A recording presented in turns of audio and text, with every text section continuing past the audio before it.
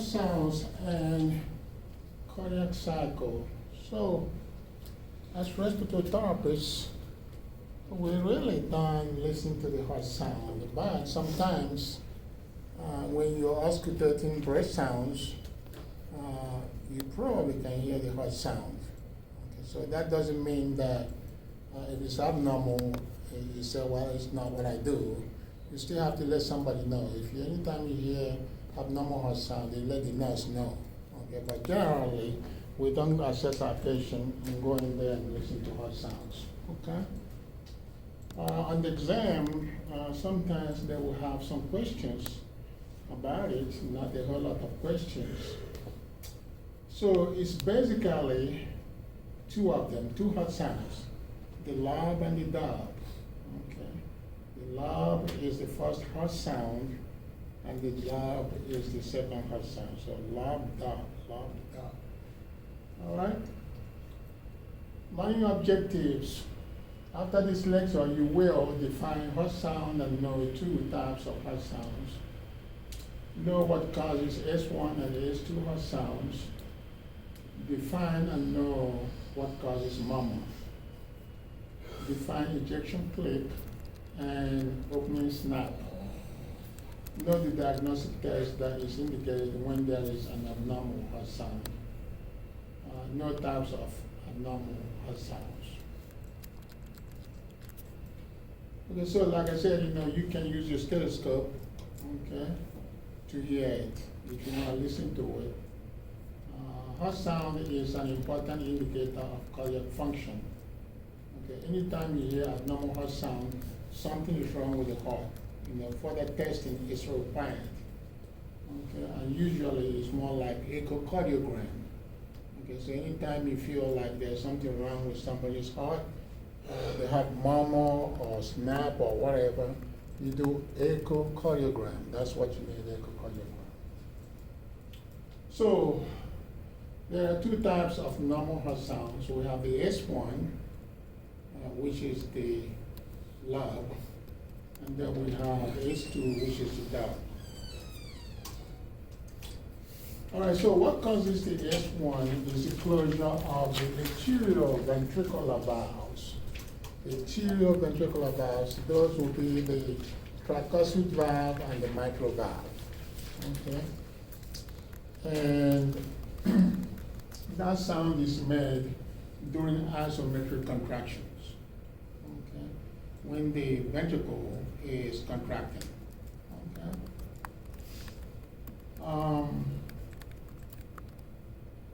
So S1 normally occurs as a single sound, like lob, lob, dub, lob, lob, something like that. And then we have the S2. What causes the S2 is the closure of the semilunar valves. And that will be the pulmonic valve and the aortic valve. Okay? So that occurs during ventricular systole, okay, or the beginning of diastole. That's when you hear the dub.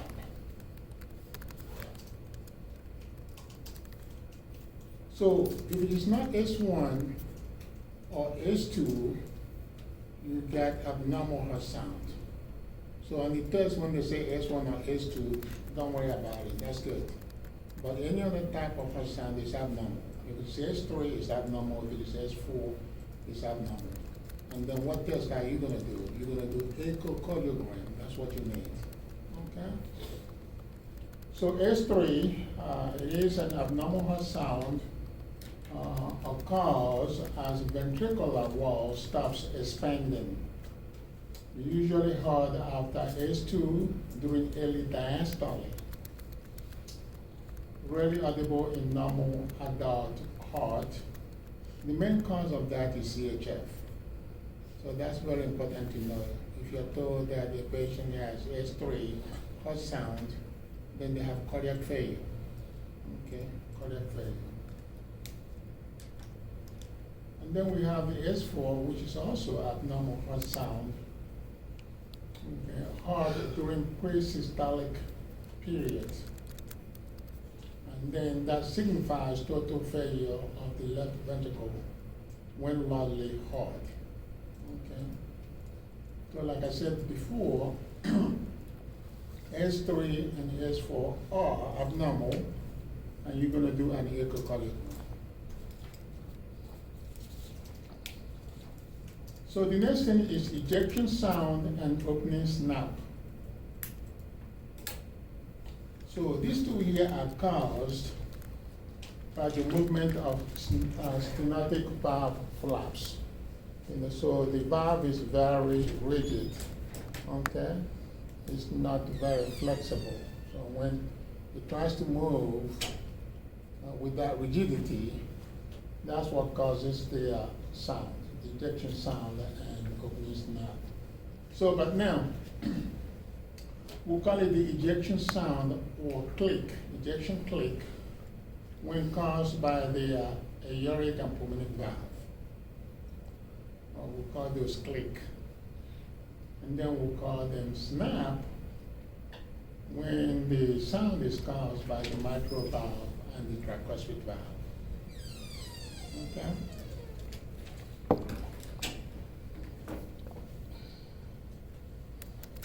And then we have murmur. Again, if they say that the patient has murmur, you're going to do an echocardiogram. Murmur is like a turbulent blood flow. Turbulent blood flow that is going around an incompetent valve. A valve that doesn't open up really well to allow blood to get from one chamber to another chamber, or a valve that doesn't close really good, okay, during contraction, and allows blood to go from, like the ventricle back into the atrium. Okay, so the valve doesn't line up very well. We call it incompetent valve, or prolapse. That is called prolapse as well. Okay, so prolapse or incompetent valve will lead to murmur. Okay, some people describe that sound as, like at the washing machine, like when you're washing your clothes in the washing machine. That's what it sounds like. Like that. Okay. Any questions about the murmur? Okay, the valve is supposed to line up like that. Okay. So let's review. Name two normal heart sounds. We have S1 and S2. If it's not S1 or S2, it's abnormal. You're going to do echocardiogram, period. Not a lot of questions on this, maybe one question on this on the body exam, and it's usually that they have murmur.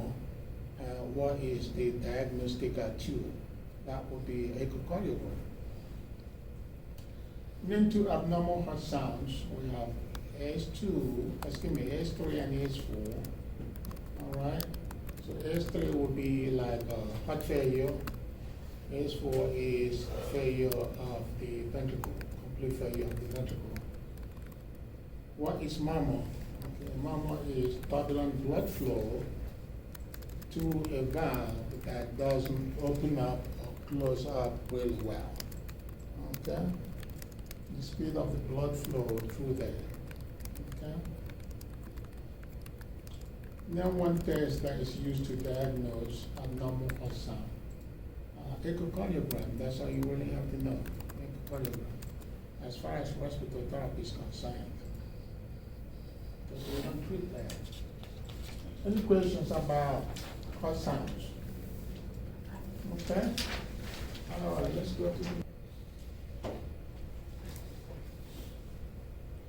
sometime next week, I believe, it's Thursday next week or Wednesday next week, you're going to take your TMC too. So I will know whether you have been studying. Those are two stacks I gave to you. You should have gone through the questions right now. So when you take your TMC, I will know you should not get less than 92. If you do, well, you got to study more. When is that test? Huh? Tuesday. What is it? I think it's Wednesday.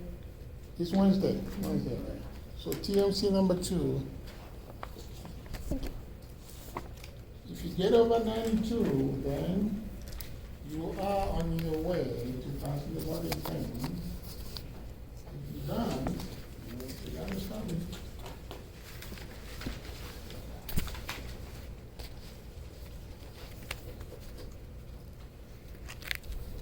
Okay, so the next thing that we're going to do is valvular heart disease. Valvular heart disease. Heart disease associated with the valves. You know, we have 4 valves in the heart. We have the tricuspid valve, the mitral valve, the pulmonic valve, and the aortic valve. Sometimes things can go wrong with them. Okay? So after this lecture, you will know the function of the heart valves, know the causes of valvular heart disease, know the treatments for valvular heart disease, know the hemodynamic implications of valvular heart disease. Okay? So now, generally, you have 2 types of valvular heart disease. We have stenosis, which is the hardening of the valve. Okay, somehow the valve becomes very hardened. And then we have regurgitation, which is when the valve is incompetent. It doesn't close up really well, it doesn't line up really well, so that blood can go through it and come back to the previous chamber, or not go through it and get to the next chamber very well. Okay? So as long as you don't have any obstruction in the circulatory system, blood is supposed to flow from the right to the left, back to the right, back to the left, unimpeded for over 100 years.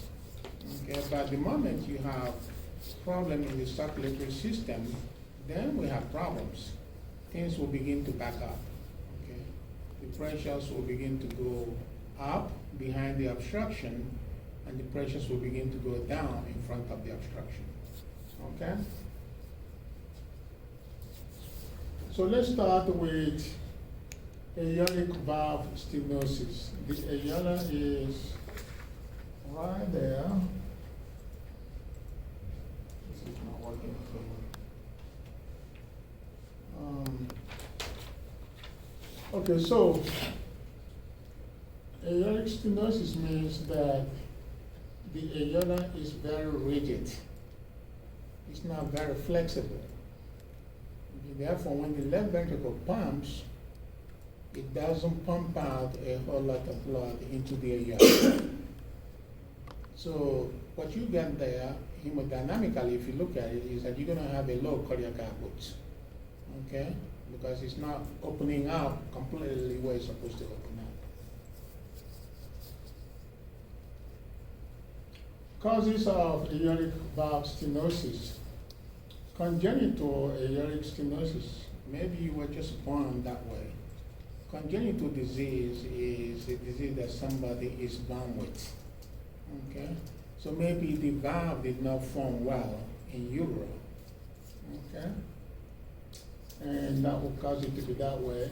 And then you're going to have degenerative aortic stenosis. The older you get, okay, the more calcium deposit that you have on top of your valve.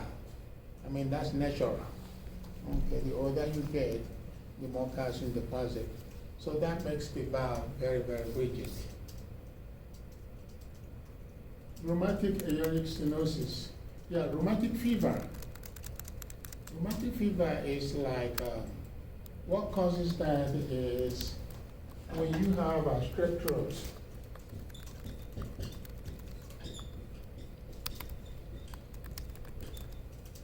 Strep throat. And the strep throat is caused by an organism called Streptococcus.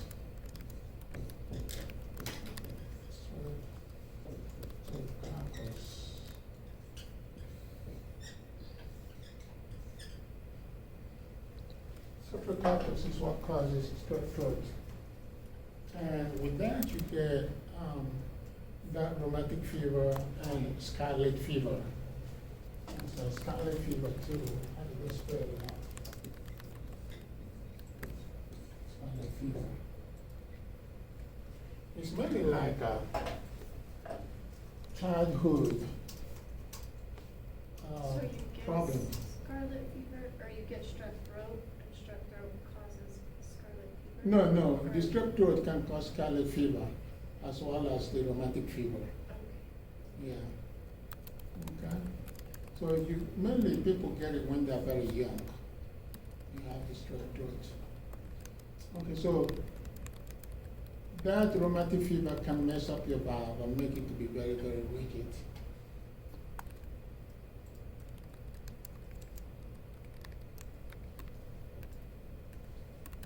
Treatment for that. Well, we can have surgery. How do you describe that? They give you official cruise prosthetic valve, which is artificial valve. You can have surgery and have it replaced, and they do last after a while. Okay? Especially when you're already older. Okay? Hemodynamic implications. Now remember, this is on the left side. This is a left-sided problem. Okay? Left-sided problem. Therefore, your CVP will be normal. Okay? CVP will be normal. Your PAP will be increased a little bit, okay? Because things will begin to back up. You know, if the aortic valve is not opening up, all the volume is not being pumped out, some of it may back up into the lungs, okay? And then your wedge pressure will go up, okay, because you have a lot of volume sitting there on the left side that is not moving forward. And then your cardiac output will be low because the valve is so rigid that not a whole lot of volume is going through it. Okay, so on the exam, remember what I told you? All the left-sided problems will have the same hemodynamic profile. All the right-sided problems will have the same type of hemodynamic profile. All the problems inside the lungs will have the same one. So anytime you see that cardiac output is decreased, if it is not hypovolemia, then it's going to be a left-sided problem, period. Hypovolemia is another thing that can cause your cardiac output to be low. Okay? Any questions about that?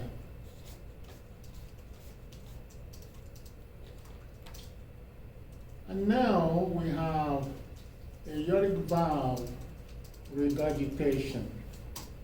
Aortic valve regurgitation. Okay? So now what that means is that once the blood is pumped out from the left ventricle, okay, some of the blood now that went into the aorta will roll back into the left ventricle because the valve did not close very well. Okay, so that's regurgitation.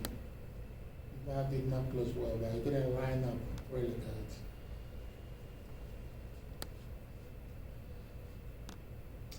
Causes of aortic valve regurgitation.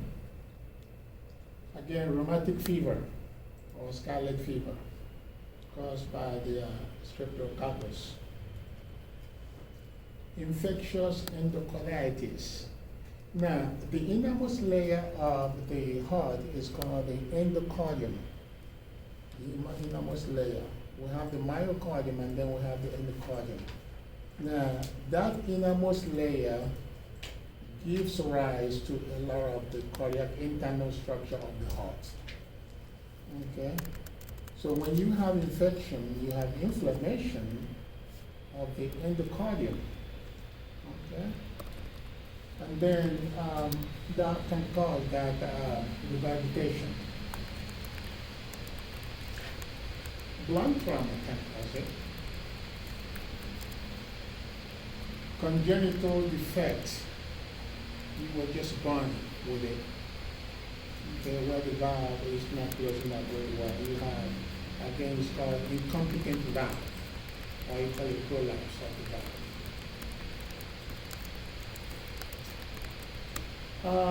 Other causes of that are maybe like hypertension.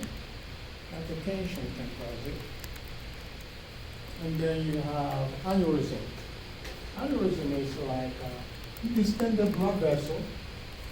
So it's like this. Let's say that this is a normal blood vessel, like that, and then you have your valve, like that. And now you have aneurysm, like that. So now you can see now because of this distension here, the valve is further separated like that. It can come together. So aneurysm can cause it. So when blood pumps out, because from this it goes back into the left ventricle. Hypertension, of course, are similar thing there too. You know, kind of widen the aorta, separate the valve.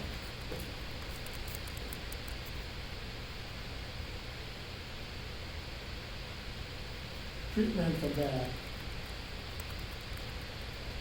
related to symptoms and severity of it, we can use inotropic agents to push it, make it, increase contractile force, so that when the ventricle opens up, most of the blood will go forward and not roll back. We can diurese a little bit. Okay. And then we can do surgery. We can, patient can have a posterior valve. Hemodynamic implications. That's a left-sided problem. It's on the left side, so you will have the same hemodynamic profile. Your CVP will be normal. Your PAP can go up a little high because it's backing up. Your waist pressure will be high, okay, and then your cardiac output will be low. Equations are like that.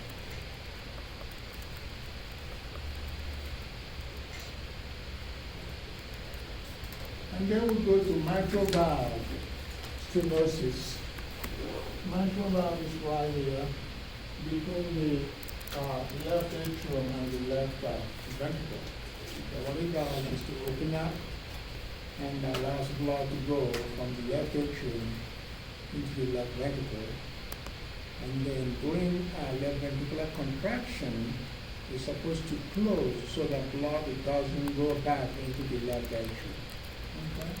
So what we're doing the stenosis now is hardened up so blood cannot go from the left ventricle into, from the left atrium into the left ventricle very freely.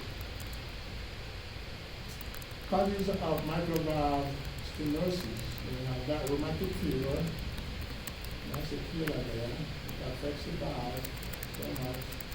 Uncommon causes, you can have congenital abnormalities, where you were just born, you didn't form very well in utero, and then you may have calcium deposits on top of the valve as you get older. Okay? Treatment for that. We can use digitalis, cardiac glycoside. Example of the drug there is digoxin. Okay? We can use systemic anticoagulation, like heparin or quinidine. We thin the blood a little bit. Okay, we will get around the valve easier. Okay, because it's very watery. We can use diuretic and salt restriction. Okay, avoid eating too much salt. We can do surgery to correct that. We'll give you a new mitral valve. Hemodynamic implications is on the left side. So it will have the same hemodynamic profile. CVP normal, PAP increased, waist pressure increased, cardiac output decreased. Okay?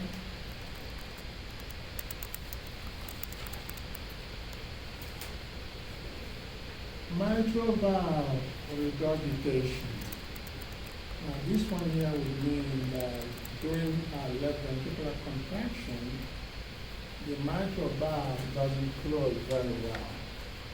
So when the pressure here goes up, blood rushes through that gap there where it doesn't close up really well, back into the left atrium. Okay?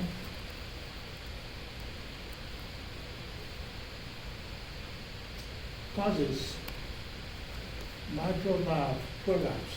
Yeah, prolapse just means incompetent valve. The valve that doesn't close really well. Doesn't line up really well. So prolapse will cause murmur. Okay? Rheumatic heart disease. Yeah. Bacterial endocarditis. You have infection in the innermost layer of the myocardium. That will mess up your valve. Ischemic heart disease. Okay. Ischemic heart disease is when the cardiac muscle is not getting adequate oxygen. That's called ischemia. Okay. Every muscle in the body needs oxygen to work well. Okay. Left ventricular dilation. Oh yeah, that would cause it. More like aneurysm. And then trauma can cause it as well. Treatment. Digitalis works very well for the anticoagulants like heparin would help. Salt restrictions and diuretic. And then of course surgery. Okay. And then we have tricuspid valve regurgitation. The tricuspid valve is not closing very well during right ventricular contraction, and the blood is rushing back to the right atrium. Okay? Causes, again, rheumatic heart disease, blunt trauma, metastatic carcinoma, infectious endocarditis, right ventricular infarction. Here's the medical treatment for that. It depends on the cause. You treat the symptoms, okay, whatever the symptoms is, whatever the symptoms are. And then hemodynamic implications. Now, this is a right-sided problem.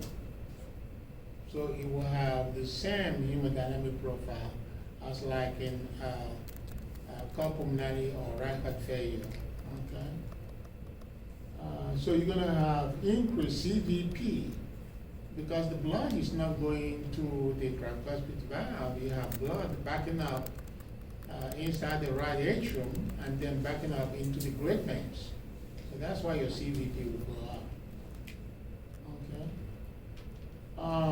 The PAP will be decreased or normal depending on the severity of the problem of that valve. Okay, because now what you got there is if you don't have enough volume coming through, going into the pulmonary artery, then your pressure will be low. Okay, but if the valve is not as bad and you have a little bit more blood going into the pulmonary artery, then you have normal PAP. Okay?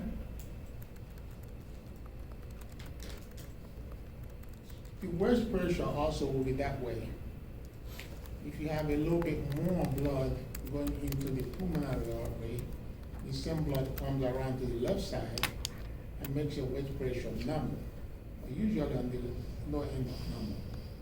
If you don't have enough blood that went into the pulmonary artery, well, the same blood comes around and then you have low waist pressure. So waist pressure can be decreased or normal.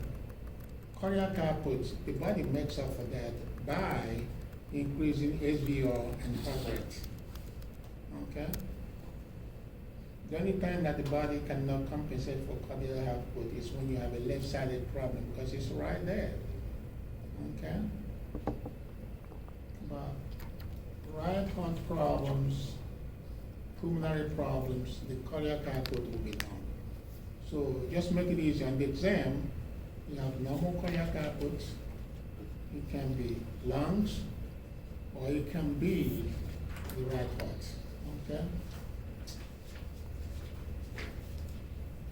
Review. Name 2 causes of valvular disease. So we know that there's a bunch of them: microvalve regurgitation, microvalve stenosis, aortic valve regurgitation. So it's a lot of them. Okay.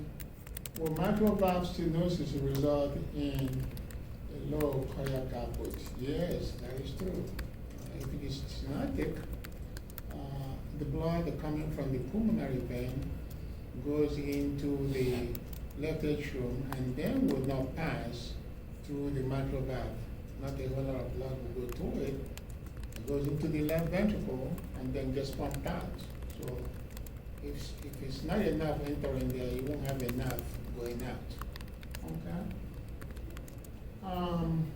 Name 4 heart valves. We know that with tricuspid valve, regurgitation causes a decrease in cardiac output. Yes, because when the right ventricle is contracting, most of the blood in there that is intended to move forward will rush back into the right atrium. So you have less blood going out. Okay? And then what goes out from there comes around to the other side. Okay? So your cardiac output will be low. Name 2 treatments for valvular disease. Oh, well, almost all of them we can have surgery. We can have inotropic agents. We can have diuretic agents. What effect will tricuspid valve stenosis have on cardiac output? It will be low. It will be low. Any questions about that? So that's the valvular disease.